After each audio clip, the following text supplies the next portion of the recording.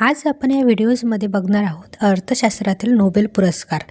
तर जो हा नोबेल पुरस्कार आहे हा स्वीडनचे वैज्ञानिक आल्फ्रेड नोबेल यांच्या स्मरणार्थ रसायनशास्त्र, आरोग्य, भौतिकशास्त्र, साहित्य, जागतिक शांतता तसेच अर्थशास्त्र या विषयात उल्लेखनीय कार्य करणाऱ्या व्यक्तींना दरवर्षी नोबेल पुरस्कार दिला जातो. हा जो पुरस्कार आहे याचा प्रारंभ 1901 झाला.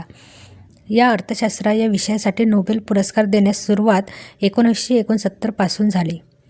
अर्थशास्त्राच्या नोबेल पुरस्कारास बँक ऑफ स्वीडन पुरस्कार असेही म्हणतात, कारण की हा स्वीडनचे वैज्ञानिक आल्फ्रेड नोबेल यांनी काढला होता. त्याच्यामुळे यांना या पुरस्काराला बँक ऑफ स्वीडन पुरस्कार असेही म्हणतात.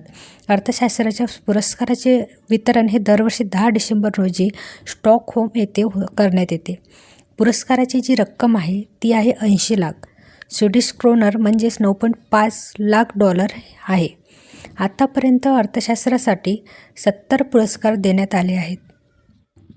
त्यापैकी सर्वाधिक 52 अमेरिकेला, 7 ब्रिटनला, 3 नॉर्वे, 2 स्वीडन व प्रत्येकी 1 Bharat, Russia, Netherland, France, Germany, Israel, America येथील नागरिकांना प्राप्त झाला आहे.